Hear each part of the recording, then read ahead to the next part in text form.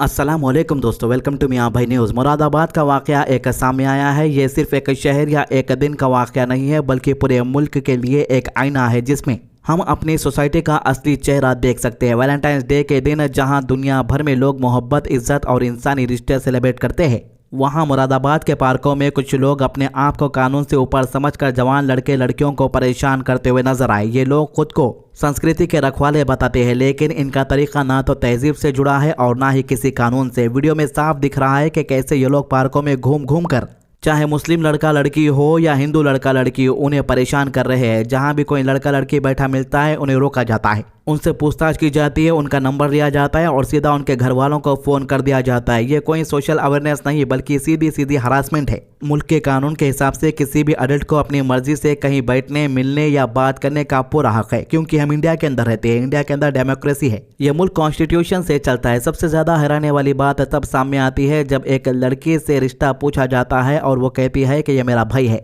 इस बात पर भी वो उसे नहीं छोड़ते, बल्कि तुरंत उस पर दबाव डाला जाता है कि वो वहीं पर राखी बांधे। ये कोई अपनी खुशी से की गई रस्म नहीं लगती, बल्कि मजबूरी और डर का नतीजा लगती है। इसके बाद लड़की से लड़के के पैर छूने लगाए जाते हैं, जैसे कि कोई पब्लिक पनिशमेंट चल रही हो।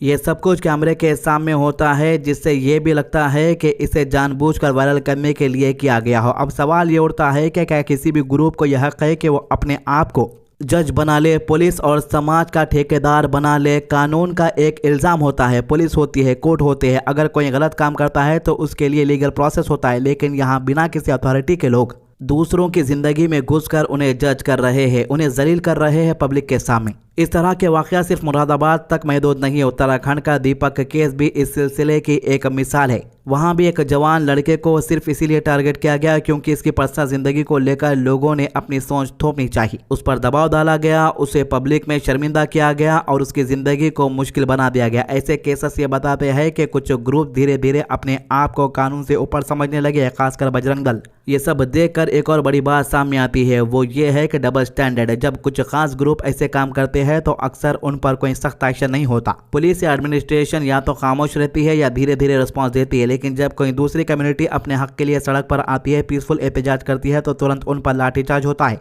केसेस लगते हैं, अरेस्ट होते हैं। ये फर्क लोगों के दिल में नाइंसाफी का एहसास पैदा करता है। आपको बता दूं कि आज भी मौलाना तौकीर रजा जेल के अंदर है। वैलेंटाइंस डे के मौके पर पुलवामा के शहीदों को याद करना एक इज्जत की बात है, लेकिन किसी की पर्सनल फ्रीडम छीन लेना, ये मजबूर करना, वो भी अपनी मर्जी के खिलाफ कुछ करे, ये बिल्कुल भी ठीक नहीं। मोहब्बत या दोस्ती कोई जुर्म नहीं है और ना ही किसी को यह हक है कि वो डिसाइड करे कि कौन किससे मिले और किससे नहीं। और अगर आज पार्क के अंदर नॉर्मल तरीके से भी बैठना रिस्क बन जाए और अगर जवान को ये डर हो कि कोई ग्रुप आकर उसकी वीडियो बना लेगा, उसे जलील करेगा और उसके घर वालों को फोन करेगा, तो फिर ये हम दुनिया भर में किस तरह की आज़ादी की बात कर रहे हैं? ये सिर्फ इंडिविजुअल फ्रीडम का मसला नहीं है, बल्कि पूरी सोसाइटी के फ्यूचर का सवाल है। जिस मुल्क के अंदर भी ऐसे वाक़यात होते हैं, उसके बाद मुल्क पीछे चला जाता है। ये लोगों के बीच डर, नफरत और बेएतमादी पैदा करते हैं। ज़रूरत इस बात की है कि कानून सबके लिए बराबर हो और कोई भी ग्रुप चाहे कितना ही पावरफुल क्यों ना हो, उसे ये इजाज़त ना हो कि वो कानून अपने हाथ में ले। आखिर में यही कहा जा सकता है कि इंसानियत सबसे बड़ी चीज़ है। हर शख्स को अपनी ज़िंदगी अपनी मर्जी से जीने का हक है। अगर हम इस बुनियादी हक को ही छीन लेंगे तो फिर सोसाइटी सिर्फ एक खौफ का माहौल बनकर रह जाएगी।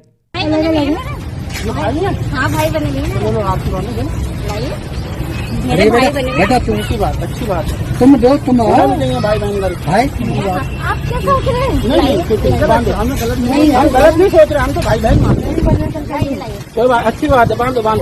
हाँ भाई, नहीं करो, कुछ नहीं आप चलो बांधो, कोई बात। ये तो बहुत अच्छी बात है, ये देख के हमें अच्छा लगा। चल पैर छुआ बहन के, पैर छुआ बहन के। हाँ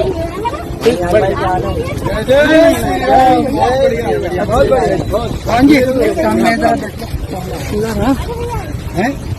तो दोस्तों इस खातून का वीडियो आप लोग देखे होंगे। इस खातून का वीडियो को जानबूझ के सोशल मीडिया पर अंधभक्त ज्यादा वायरल कर रहे हैं। इस खातून का नाम तमन्ना मलिक है। तो आवाम को ये बताने की कोशिश की जा रही है कि देखो कैसे एक मुस्लिम महिला, एक मुस्लिम खातून बुर्का में रहकर जो है हिंदू रीति रिवाज को फॉलो करती है। बड़े भाई, अगर से कोई मुस्लिम बुर्के के अंदर है कि हिंदू रीति रिवाज को फॉलो करती है तो पहली बात तो वो मुसलमान नहीं है, हिंदू ही है। और जिसकी तुम सच्चाई छुपा रहे थे इसकी जन्म कुंडली हमने बाहर निकाल दी है। तमन्ना मलिक ने 3.5 साल पहले अमन त्यागी से शादी किया था और अपना नाम तुलसी भी रख लिया था, लेकिन घर में खाने पीने के लाले पड़ गए थे, माँ बाप तक नहीं पूछ रहे थे। इसीलिए आर्यन ने इसे ये मशवरा दिया कि तू बुर्का पहन कर कुछ ऐसा कर जिसकी वजह से हम लोग फेमस हो जाए।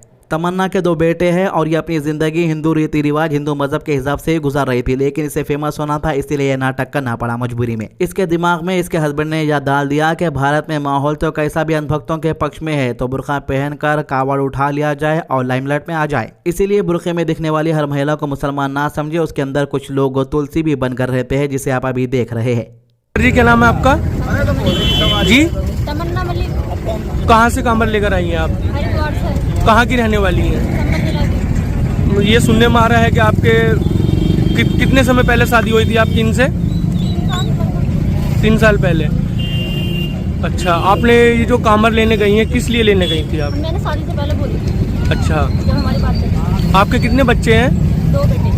अच्छा, इन्हें जो है अपना मजहब बदल के जो है शादी भी कर ली, इसके बाद भी बेरोजगारी रही जिंदगी भर। कहीं पर भी इसे खाना नहीं मिल रहा था तो वापस बुर्का पहन कर ही रिज़्क हासिल हुआ। अगर मेरी बात आपको गलत लगी तो ये वीडियो देखो भाई, कितनी इज्जत मिल रही है इनको बुर्का पहनने की वजह से। क्या ये जब बुर्के के बगैर थी तो क्या इनको इतनी इज्जत मिलती थी? आज 100 से ज्यादा अंधभक्ता इनको प्रोटेक्शन दे रहे, इनके वास्ते रास्ता बना रहे, कई के वास्ते बना रहे। इतनी प्रोटेक्शन क्यों मिल रही? क्योंकि ये हिजाब के अंदर, बुर्के के अंदर है, इसीलिए। ये इनकी रिस्पेक्ट नहीं कर रहे बल्कि इन्होंने जो बुर्का पहना हुआ है उसकी रिस्पेक्ट कर रहे हैं। ये हमें समझना पड़ेगा। तो ये थी मामलों के अभी तक के अपडेट। हमारे चैनल को सब्सक्राइब कीजिए, वीडियोस को ज्यादा से ज्यादा शेयर कीजिए। अल्लाह हाफिज।